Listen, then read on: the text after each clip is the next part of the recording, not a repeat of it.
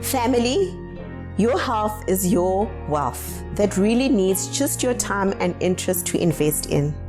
As I indicated before, you don't have to be a medical professional to really be in check with regards to how you can keep your body healthy and running as energetic as possible for the longest of time.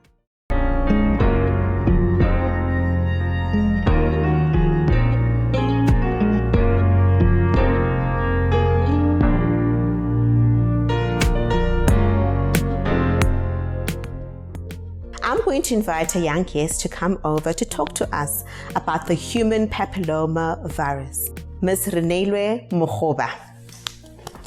Welcome, Reneilwe. Hello. How are you, my baby? I'm good. Good, my angel. Do you want to tell our family, YouTube family, a little bit more about yourself? Okay. I am 11, turning 12 in March. My favorite sport is basketball, and my favorite soccer team is Arsenal. And I also play 2 instruments, violin and piano. Hey, you're a busy girl, hey? I even forget what you're up to.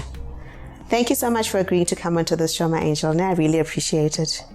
So, human papillomavirus, as I indicated, causes cervical cancer because it contributes towards the cells of the cervix becoming abnormal, or as I spoke previously about a wall that has its bricks shifting apart to become an irregular wall that will collapse. That's exactly what cancer does. Now, I'm encouraging every single guardian who has a child that is 12 years and below, that's a girl, to go and get the human papilloma vaccine anywhere. You can have it at your local chemist, or if you do have a child that goes into a government school, it is part of the EPI, Extended Program on Immunization, so your child will get access for it for free. If you do have a child in an independent school, please do take your child to any chemist to get the virus. It could save your girl child's life. So Reneilwe, you recently had your vaccine. How long ago did you have your vaccine? I had one. I think it was around about in March, and then the other one in December. In December, okay. Did you have any side effects? I had a painful arm. Just a painful arm, and nothing else since then. So we're almost now a year later, and it's been treating you quite well.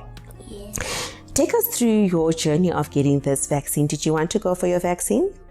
No, because it was going to be my first vaccine in quite a few years, so I wasn't too excited about it.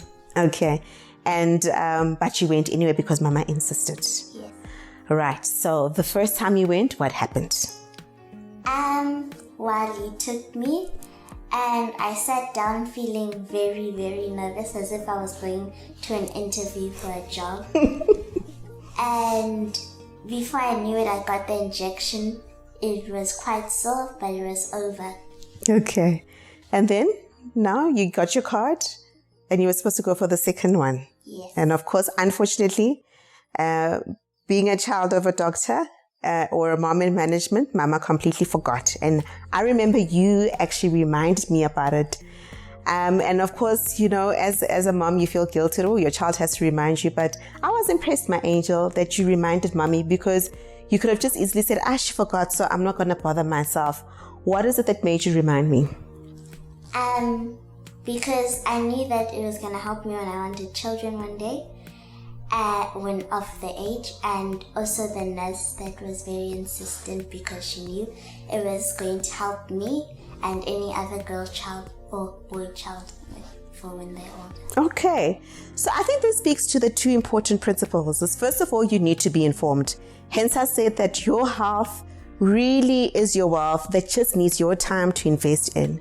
You need to talk to your children as well. It's very important. Often we think as parents that there are certain things we can't talk to our children about, but that's the biggest fallacy that we can actually have. It is important to engage with your children on any topic, whether it's contraceptives, the reason why you have to have an HPV vaccine. And no, it doesn't cause any kind of ideas. What it does, it informs your child so they can protect themselves. Reneilwe, I really want to thank you so much for coming through to show parents that your child will be okay if they get vaccine, because often people are worried about what's going to happen to my child. Is it not going to make her sick? Is it even worth it? And I can say that absolutely it is worth it. One critical thing you said that it can be for a girl or boy child, and that's correct. Boy children can also have it. But of course, when we talk about public health, we go to the population that is most in need, that is most likely to be impacted by it, and that's why we go more for girl children, especially in the public sector, but your boy child can also have it. Reason being that the cervix is hidden. So a boy child will be able to pick up if they've got a genital wart, because that's what HPV does, much earlier than a girl child who has it stuck in the cervix. So before we actually let you go, are there any questions that you would like to ask? Yes. Well, you already answered one question, which was how long does it take for me to notice I have HPV? And another one is what can I do to prevent it?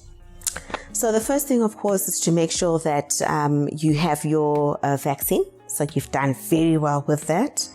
And the second thing is when you are of age, of course, you need to use barriers to make sure that you don't expose yourself to this kind of virus once you found that special somebody and you're of age. Anything else? No. No. Well, in that case, I'd like to say, family, thank you very much for tuning in to this specific episode. Let's talk. Health really isn't something that should only be seen as a problem that you need to deal with a nurse or a doctor. You can be the expert, as Reneilwe has shown right now. It doesn't have age. It doesn't have a specific qualification that requires you to be an expert in. You're a human being. Get to know your body. Until next time, thank you. Like, comment, subscribe. Like, comment, and subscribe. Thank you, my child. I forgot that.